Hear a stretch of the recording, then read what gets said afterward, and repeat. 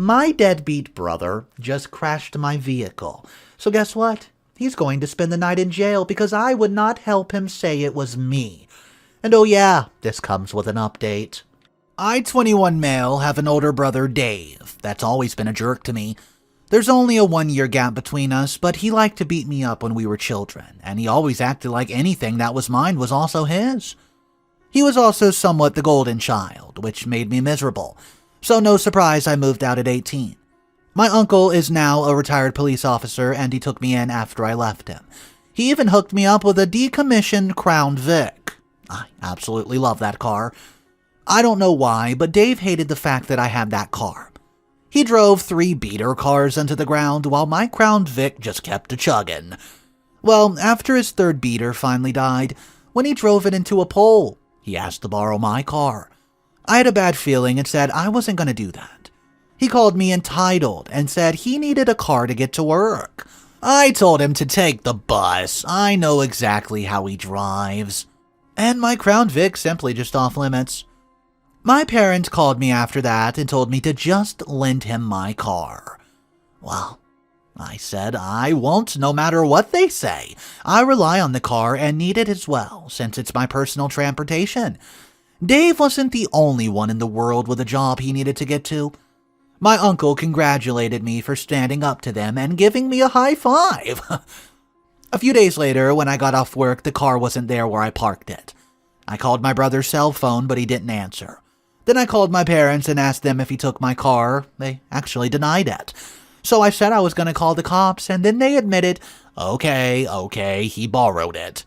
It's because he needed it. I told them he better bring it back right now, or I'll have police looking for him in about 5 minutes. They called me a jerk, and then called Dave to bring my car back. He showed up in the parking lot in my car 20 minutes later. I demanded to know how he stole my car since I had the key. And he held up an old set of police Crown Vic keys he bought on eBay. I guess some are just made universal. I told him if he ever stole my car again, I'd have him arrested. Then he had the audacity to ask for a ride home. I told him he made me wait in the December cold after actually stealing my vehicle. You could walk, bro. Well, he called me a jackbutt before I drove away. After that, my uncle installed a tracking device on the car. When Christmas Day came, I was celebrating with family like every year. The road's cold and icy, so I had to be extra careful while driving. By now, you're probably clued in on the title. Yeah, Dave, quote, borrowed my car again during the Christmas party. Apparently, he decided he was going to go pick up a friend and figured I wouldn't notice in just 20 minutes. But I did when I looked out the front window and saw my car missing. I pulled up the tracking app and saw he was just a few miles away, then called his cell to yell at him. Everyone in the party saw this and asked what was going on. I said Dave stole my car again. And my uncle confirmed that it wasn't the first time. Dave told me over the phone to jump off and he'd be back soon. I said he'd better be back soon and not drinking, but he just hung up on me. Well, while I was watching the tracking app, the dot stopped. It didn't even move, and I'm talking for a while. Soon we got a panic call from Dave asking for help. He'd crashed the car because he couldn't handle the icy conditions, and he wasn't used to rear-wheel driving vehicles, he said. So we piled into my parents' minivan and followed the tracker. We found Dave by the road and my Crown Vic nose deep in a snow-filled ditch. My uncle, he was furious, as it was formerly a car of his department, and I was mad as heck at Dave for stealing my car again. My parents wanted me to let it go, but I said enough was enough and was going to call the police. Dave begged me not to because he really just had been drinking before, and he knew that he was going to get a DUI. I said he was going to pay me back for that darn car then, or I'd sue him. Well, as luck would have it, police were already dispatched on the accident and were driving there now to check the scene. Someone else had called them, I guess. My parents tried to say that I was the one driving the car and they were just there to help me. I said it loud and I didn't care who heard it. I said, that's not true. And then right away my uncle backed me up. In fact, one of the cops there was recognizing of my uncle and they had a little chit-chat.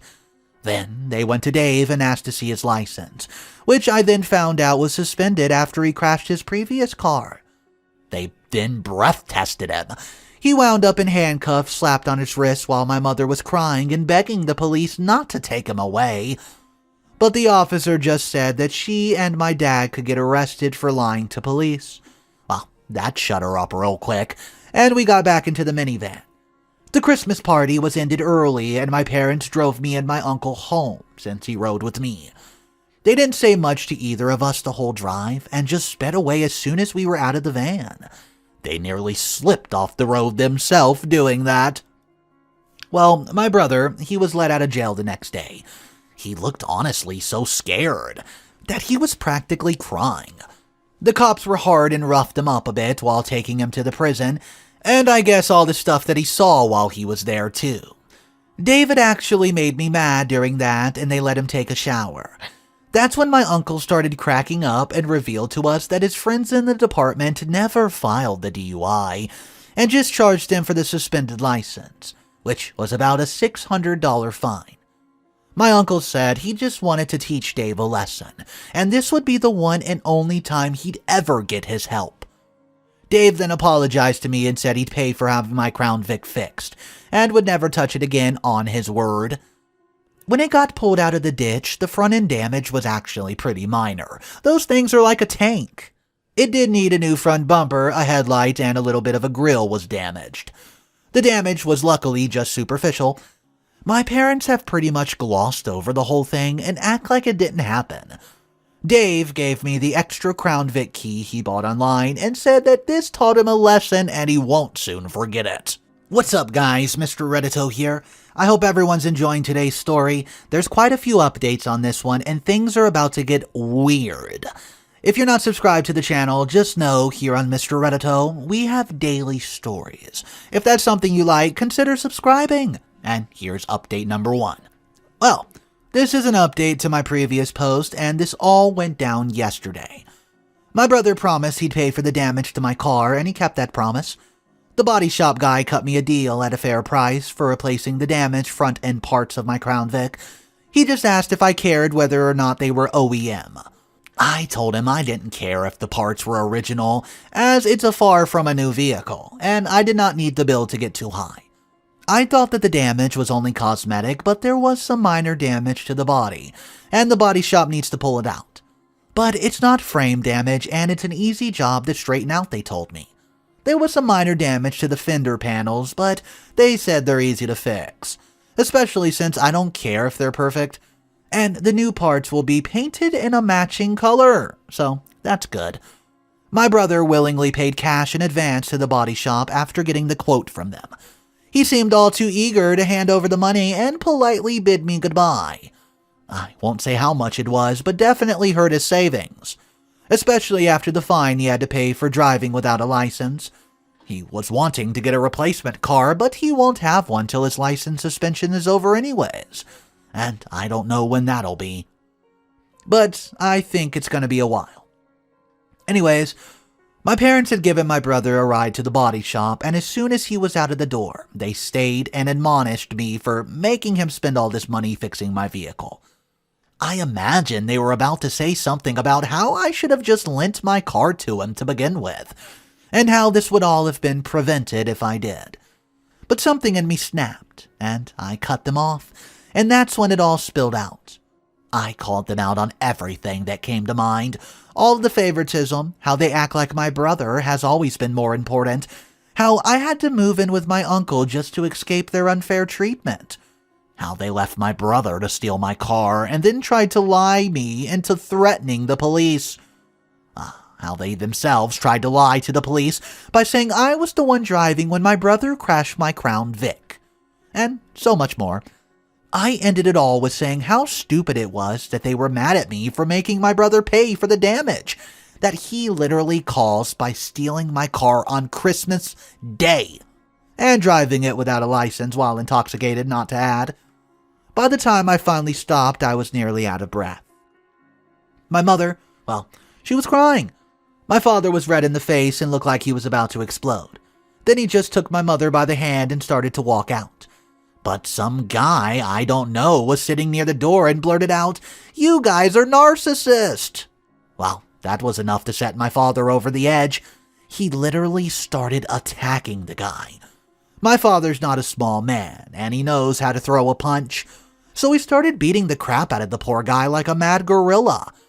I yelled for the clerk to call the police, and well, they did. My father heard that and bolted out the door and drove off. He actually left my mother stranded, crying in the lobby when a bloody man was there. Police had picked him up at home because it was obvious it was him, and he surprisingly cooperated when they arrested him. But he's looking at the charges for assault. The guy he beat up suffered a very swollen black eye and a possible broken nose and concussion. I was there when they were loading him into the back of the ambulance to get him to the hospital. My mother has called me crying and blaming myself.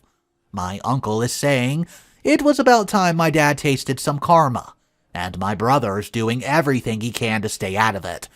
This is not how I thought this was all going to go down. Update number 2. Well, my father's out of jail now, and I'm told he looks like crap.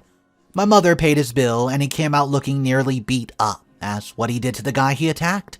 Apparently, he picked a fight while in jail over the weekend and got swarmed by other people. My uncle went with my mother when my father was let out and described to me what he looked like. He said he's got 2 black eyes, dark bruises everywhere, a fat lip, and he's missing a tooth. My uncle said he didn't try to blame anything on me. In fact, he barely said a word. Just hopped in the minivan with mother and drove about. And I did manage to get in contact with the guy my father beat up. A friend of a friend knows him. I'll call him Dan for the sake of telling this. Well, my father beat up Dan pretty bad. He had a concussion from his head hitting the wall after taking several unmatched punches. His nose, yeah, just like they thought, broken. He's in a neck brace and he spent 2 days in the hospital. When I asked him what his plans were, he confirmed he is indeed going to be suing my father and has already spoken to multiple lawyers. I told him to do what he has to do. Beyond that, I have no details on that case. My friends and I put together a gift basket for Dan, and we each put some money into it since he's not going to be able to work for a while. My uncle even contributed, even though he didn't have to, and Dan was so thankful when we presented it to him. My mother hasn't tried to call or text me since my father was released, but my brother has told me through text that she's still crying a bit, and my father has remained pretty much silent throughout everything, and hardly leaves the couch. The last time my father was like this, he didn't speak to anyone for at least a week. But this situation is way worse than what made him go silent last time. Okay guys, Mr. Reddito here. So there wasn't an update for a long time. Everyone thought the story was over because it basically ended right then and there. However, after a few months, OP decides to come back and post this. I know it's been a few months, but I finally have an update for everybody. The guy my father beat up is doing fine now, other than needing to have his nose fixed. The rest of his wounds healed fine. He filed a lawsuit against my parents, and my father was initially stubborn as an ox about it, and was dead set on fighting it. But he ended up changing his mind. Why? Well, for multiple reasons. The first one being someone in the middle of the night broke several of the windows of my parents' minivan. My uncle says the police were pretty sure it was done with a BB gun. I guess that makes sense, but no culprit was found. My father replaced the windows on the van himself, as he's done it before, and no one has vandalized the vehicle since. But I think whoever did it may be friends or family with the guy my father beat the crap out of. The next day, my father was told by a lawyer that he had no chance of winning this court case. There's just too much evidence. We're talking CCTV footage, multiple witnesses, including myself. No judge in their right mind would even listen to my father. The last thing that made him change his mind was my mother threatened to divorce him, and I guess that was enough for him to finally surrender in mediation before the lawsuit went to court. He settled with the guy he beat up in the mechanic's shop for about an amount that I haven't been able to find out, as mother won't tell me. But I'm guessing it was a lot. My father also has been forced to go to anger management as part of the agreement. I've only seen him a few times in the past few months, and it's pretty obvious he's still furious at me. because he avoids looking at me directly in the eye and just constantly seems mad. But after everything that's happened, he no longer has a way to justify his anger. Not even to himself. He just sits quietly and fumes.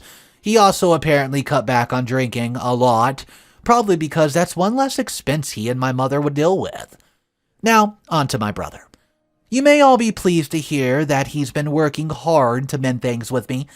He's moved out of our parents' house and in with a friend. He's got his license back, but no car as he can't afford one yet. Instead, he's been riding a bike just to get to work. His relationship with our parents is more strained now, though, and after a while, our father started turning his ire on my brother. He finally started blaming him for all the crap that's happened over the holidays, and our mother had to make him calm down. Well, he is a lot calmer now since he started going to anger management, but it's obvious he still hates me. But it's not like my parents are offering to do family therapy or couples therapy with each other. And I suspect the reason why is because my father doesn't want more people telling him he's wrong. Well, my mother, brother, and uncle all agree with that too, and, well, my father is still employed. His clientele dropped out for a while, but he's back on his feet now.